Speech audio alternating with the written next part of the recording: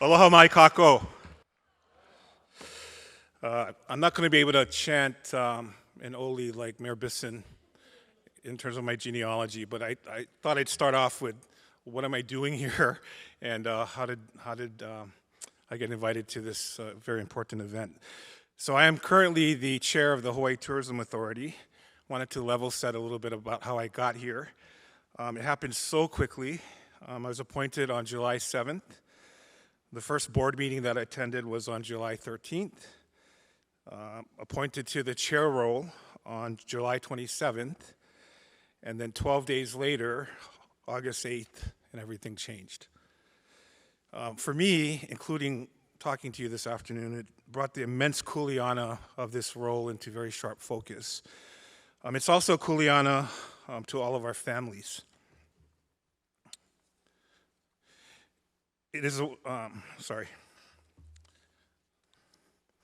And so, as I prepared for my comments on tourism and its historical relevance to the Lahui today, I naturally thought about my own ohana. In fact, my family had its very roots in tourism in Hawaii. Meet the Wahewa Miyasatos. I was born and raised on Oahu, but when I was 15 years old, my parents moved the whole ohana to Oregon for better opportunities. Our migration from home started in 1979. As luck would have it, that was the same year that the US Embassy in Iran was overtaken and 52 American hostages were held captive for 444 days. It was also the first year of American, quote unquote, high school for my twin brother and I. Beaverton High had one Asian student, two African American students, and two Iranian students who, until identified as from Hawaii, were not welcomed on campus. That was the first time I could see and feel how transformational Hawaii can be for people. My brother and I were seen differently and treated differently because of the place we called home. It was also when being Hawaiian became a badge of honor and a source of immense pride for me. Being away from home has that effect on a person.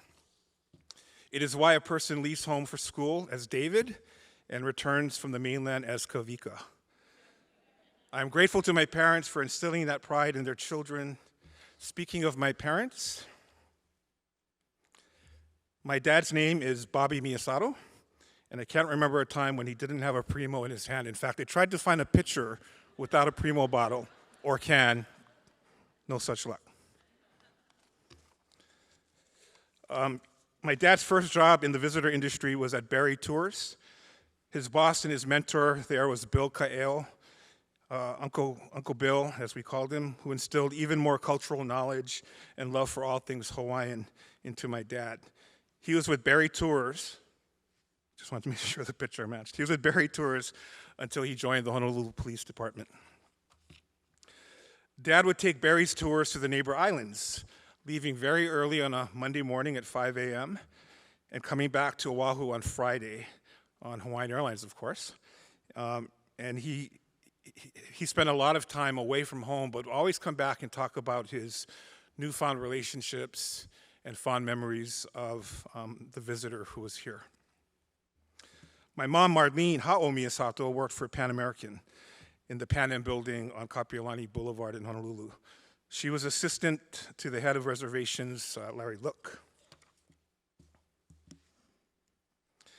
Pan Am played an important role in the development of Hawaii's tourism, bringing their clippers over and then their jets. The Pan Am routes were later sold to United Airlines, who pioneered hiring the first male flight attendants or stewards from Hawaii, largely because of our reputation for hospitality. So it's only natural, having been raised by parents in the industry, that I would also work in it too, because hospitality for us Kanaka is not just a vocation, it is our heritage. I started my career at Hawaiian Airlines in 1985. Somehow I managed to keep my first badge. I keep asking human resources if I can maintain the picture, and they keep saying no, but I'm gonna keep the picture anyway. I started as a flight attendant. I was so excited to be working at our flagship airline, flying with the name Hawaiian on our planes. But if you recall, in those days, back in the 80s, we had issues. When I started, HAL stood for Hawaiian Always Late. I remember flying our L-1011s from Honolulu to Las Vegas with a stop in Los Angeles. This is an actual photo of the plane in Los Angeles, broken.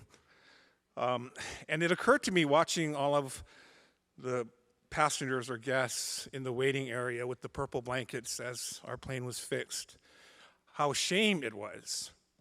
And it was shame because we had the name of the place we call home on the metal of the aircraft. In that moment, I made the connection between a Hawaiian sense of place and tourism. I was shamed too, actually. When you're shamed, it is hard to be proud, and it's hard to be hospitable. Lessons learned. When we invite people to a table, we need to make sure the table is set. When we invite people to our home, we prepare our home to receive our guests. When we invite people to our home, we prepare our home to receive our guests. If any of you were at the HTA Hawaii Tourism Conference last month, you heard Ilihia speak about kako.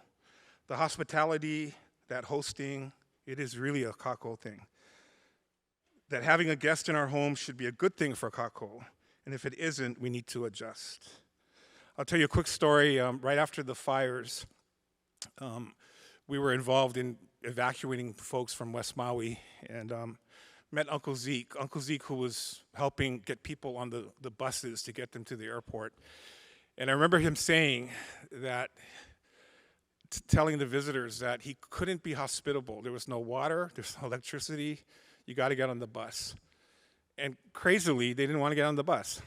And so he finally, convinced them to get on the bus. I cannot host you right now.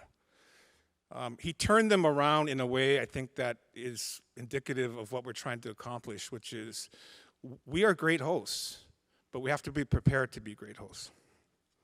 So how do we make ready? In a stagnant period after decades of growth of the visitor industry in Hawaii, our elected leaders at the Capitol considered the best way to coordinate the state's work in promoting tourism, but also planning for the long-term development of the industry. Many voices, including the Legislative Reference Bureau, recommended establishing a state authority. That's a strong state tourism authority policymaking board in the backbone of the state's efforts to revitalizing the tourism industry and keeping Hawaii on the cutting edge. Enter the Hawaii Tourism Authority, established in 1998. One of the key headlines of the time, New Tourism Authority Must Look Beyond Today, is really, I think, level setting what the expectation of the Hawaii tourism is relative to the benefit to the state and its residents. At that time, the Tourism Authority was appointed. Many, many notable folks in the industry were part of that first board. But as today, and this is one day after the board was appointed, mind you, skepticism greets tourism board. One of the key things that these articles sort of underscored, for me at least historically, is that the intent of the Hawaii Tourism Authority is to do good for the state, its residents. By extension, if we do that, then the visitor will benefit from that experience, or that focus, I should say. Meet the new board. There's several people missing from this photograph, but I'm happy and proud to say that fully half, if not more, of the board is Kanaka. That's a far cry from when the board first started. The interests of residents and the state in general is absolutely in good hands with this board. So the Hawaii Tourism Authority, speaking personally, tourism will and has had a big part of my life forever.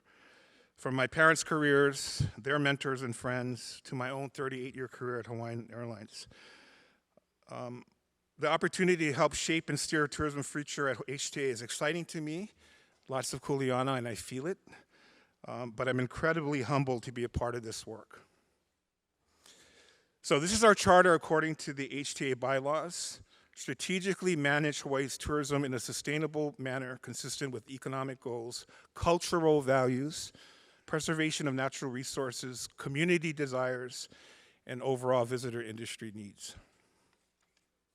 Underpinning all of that is our strategic plan from started in 2020 through going through 2025 with 4 key pillars: natural resources, Hawaiian culture, community, and brand marketing.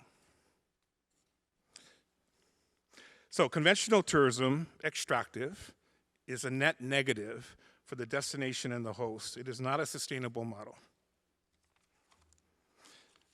Sustainable tourism is a model that is net neutral, where the benefit for the destination and the host is offset by that which is extracted. The ideal model of tourism for us in Hawaii is regenerative tourism, which works out to be a net positive for the place, the host, and the guest. Regenerative tourism seeks to balance the economics of tourism in favor of the well-being of our communities and natural resources. Regenerative tourism is the model that benefits kākou. After over a century of teaching the world about aloha, our message to the world today is Malama Hawaii.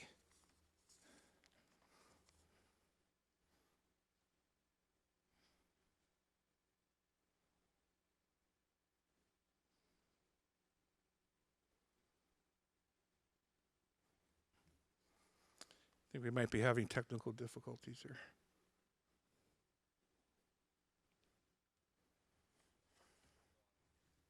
No audio. Okay, I'm going to skip over it then. Yeah. Looks like we're having some audio problems, so I'll just skip over it. Malama Hawaii is the message, and the Hawaii Tourism Authority, on behalf of the people of Hawaii, is the messenger. So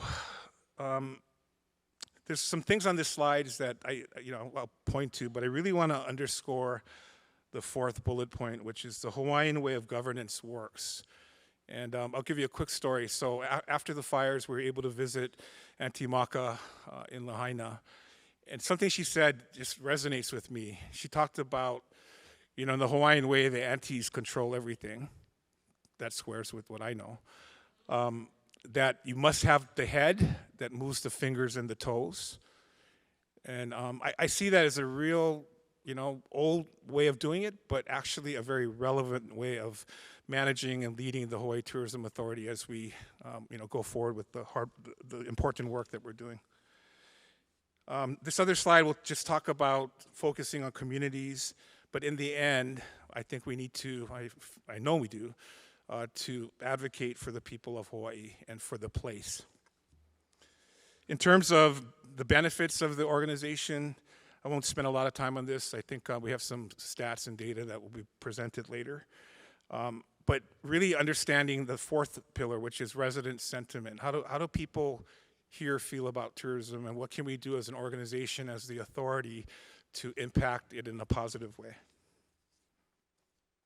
The economic results are, here to see.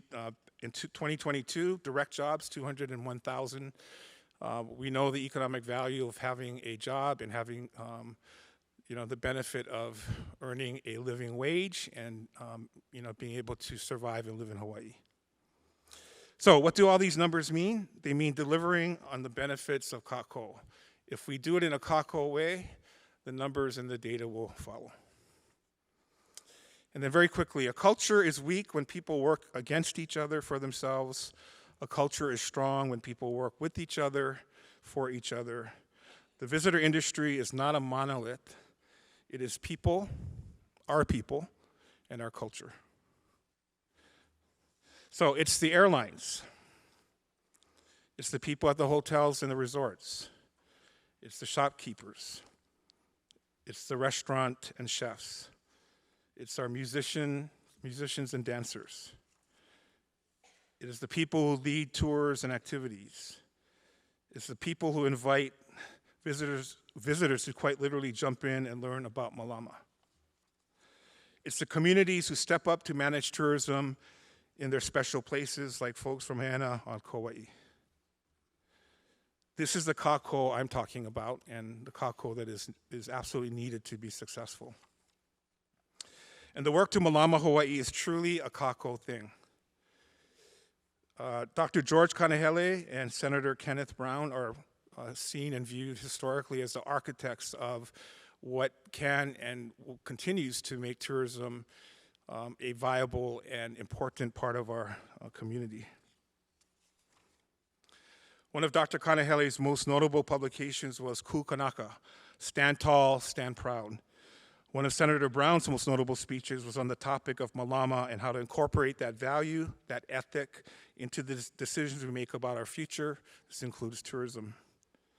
And inspired by that shared vision, Brown and Kanahele co-founded the Native Hawaiian Hospitality Association back in 1997.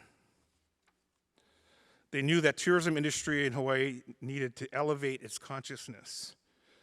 On a personal note, I was honored to work with Dr. Kanahele at Hawaiian Airlines.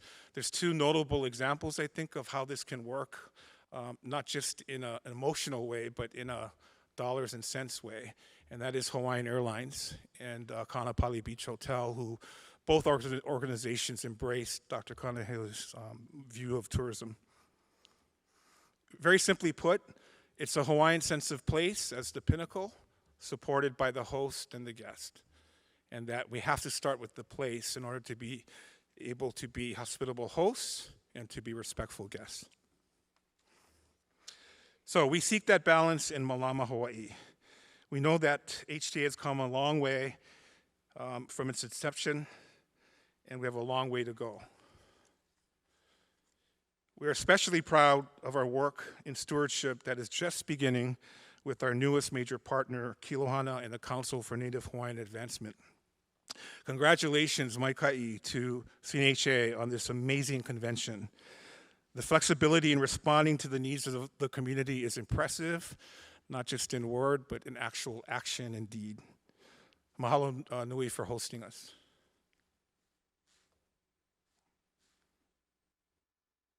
Okay, there was one last slide. In the panel that is coming up next, some of my dear colleagues will be discussing the future of tourism. They'll explore strategies, local engagement, and cultural preservation to shape the future of tourism.